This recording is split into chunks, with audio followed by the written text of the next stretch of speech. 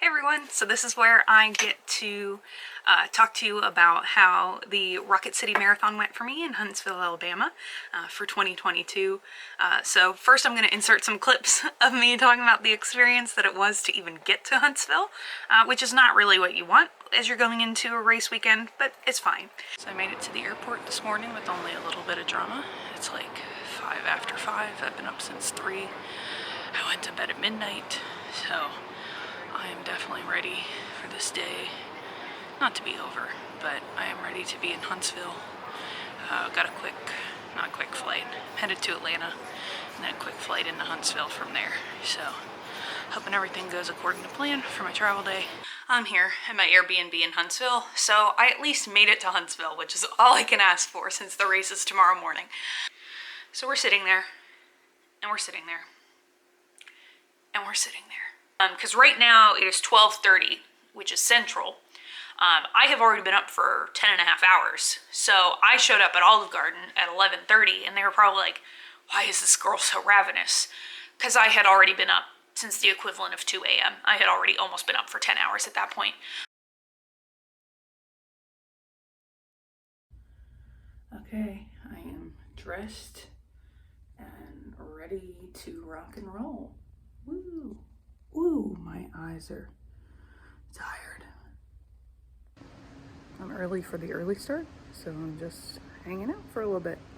Before the start, it was a little bit breezy, a little bit sprinkly, but nothing too bad. Honestly, in that first couple miles, I felt like I had overdressed a little bit. By about the third mile, I was pulling back from the 6-hour pacer group a little bit, but still chatting with other folks in the early start. I knew I wasn't going to be in good shape if I pushed it for those first couple miles, and I was really going to be in pain by the end if my heart rate was still spiking the way it was. Just after mile 4, there was a neighborhood dressed as wacky waving arm-flailing inflatable tube men. So around mile 7 or 8 is when the front of the pack half marathoners and marathoners started coming by, because at that point it was getting a little closer to 8 o'clock, about 2 hours into the race. The thing I liked about this course, and I was telling someone about it earlier today, is sometimes I've done early starts where, because of the way the course is laid out, or the number of marathoners versus half marathoners versus how the course is split, sometimes, particularly towards the end, you can be all by yourself.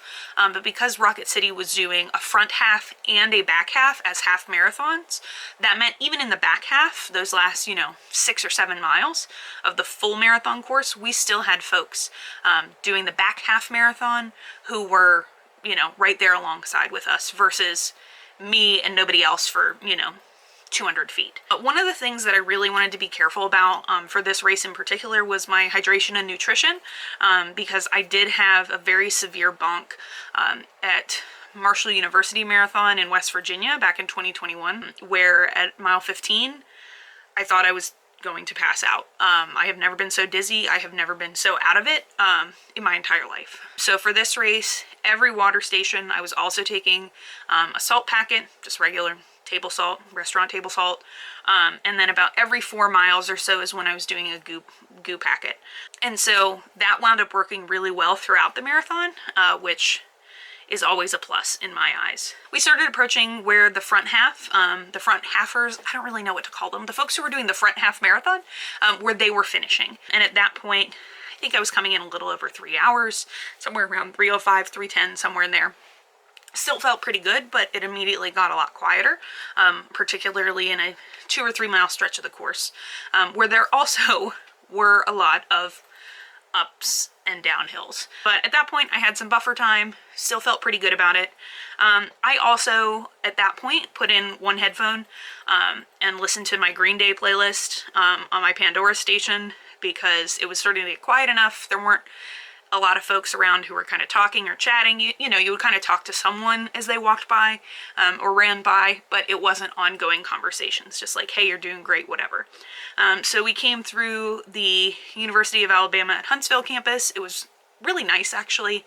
From what I could see, it was a pretty strong straightaway, and it also had there were some very brutal uphills in that section, but there were also some really great downhills. As we kind of came into mile 18 is when we got to the U.S. Space and Rocket Museum. It was still really foggy, so I was like really nervous that I wasn't going to be able to get a good picture of the Saturn V, which was like the whole point of me wanting to go do Rocket City in particular, but it was fine. It all worked out. Spoiler alert. Picture here. As we kind of left the museum grounds, weaved through, we got through into the botanical gardens, and it was actually really nice. They had the holiday light display up. It wasn't on, but you know, it still gave you something to look at, where otherwise you'd be looking at like trees and dead looking plants for like 2 miles. This was also the point, probably about mile 20, mile 21, I called my mom. I also had called her at about the halfway point. But at 21, just kind of checked in, you know, how we were doing, what was timing looking like. And just, you know, hearing her voice made it a little bit easier, like talking to her and being like, oh, I only have 5 miles left. Like, I can do 5 miles any day of the week.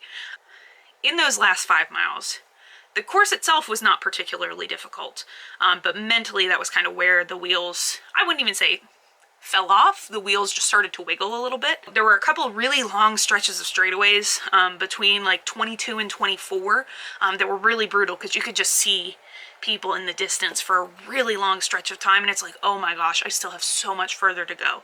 We came up to a church that was doing an aid station around like mile 22 or so, and they had some M&Ms, and I was like, yes, absolutely, give me those M&Ms. The only problem was they had been out for most of the day, and so they were like stale. I don't know, can M&Ms go stale? Either way, they were a little bit older M&Ms, I guess. And so for mile 22 or so, I really slowed down because I was focusing on not choking on an M&M. Because again, that would be the worst kind of poetic injustice for me to choke on an M&M in the last like stretch of a marathon. So then mile 23, I pulled out like my Real Secret Weapon playlist, which for those who are curious is I forget what it's technically called, but it's like marching band covers that hype me up or something. It's basically a bunch of marching band stand tunes.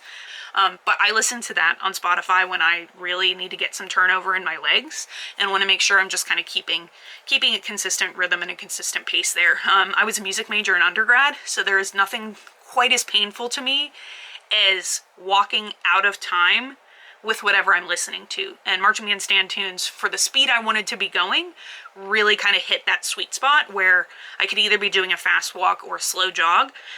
And so those last 3 miles, my mile 23 was faster than my mile 22, my 24 was faster than my 23, 25 was faster than 24, and 26 was faster than 25. So I was still kind of picking up the pace over those last couple miles. Keep in mind, I say picking up the pace, I was in the early start. Like, this is not me saying I was going Usain Bolt level speeds. I was just kind of having a good time. And I was out there for a long time, not for a fast time, is what I like to tell folks. I looked off to the left and I could actually see folks coming into the Von Braun Center, into the back corner, through the gate, through the entry, where the finish line was. And so the fact that we had to loop all the way around, go through the park, I was like, oh my gosh, I just want to be done. But I still felt really, really strong. Switched my playlist one more time to a marching band show from when I was in college, because I have good memories with that show. And it just has some really, really up-tempo things that I thought would get me in a good mood. And actually in that last 1.2 miles, really found myself kind of tearing up over the last, 15 or so minutes, because basically, long story short, I'll be sharing another video in a couple weeks, but basically I have a autoinflammatory condition called hidradenitis suppurativa, really hard to spell, really hard to pronounce, and it's basically where my body attacks itself, and it isolates skin cells and sweat glands, and it forms abscesses and boils and makes it really painful and really uncomfortable for any type of physical movement. There was a period of time where I couldn't sit to do work, like to do my actual job. I could not sit for long periods of time because it hurts so bad. And so, especially after Marshall in 2021, where I had barely crossed the half marathon point. I dropped out around mile 15 or so. I really didn't know if running marathons was going to be something I could keep doing for the rest of my life. My brother asked my mom after we hung up at mile 21, he was like, why does she do this to herself? And for me, it's really because to prove that I can, and really to prove that to myself and to other people, like, nothing can stop me. And, you know, since I've gotten my condition under control a little bit, really have found some medications that don't have the same kind of side effects that were affecting me last year, have allowed me to pick up physical activity again. The fact that I was coming up through mile 26 and I could feel myself still feeling strong, really was something I wasn't sure I was ever going to be able to have again.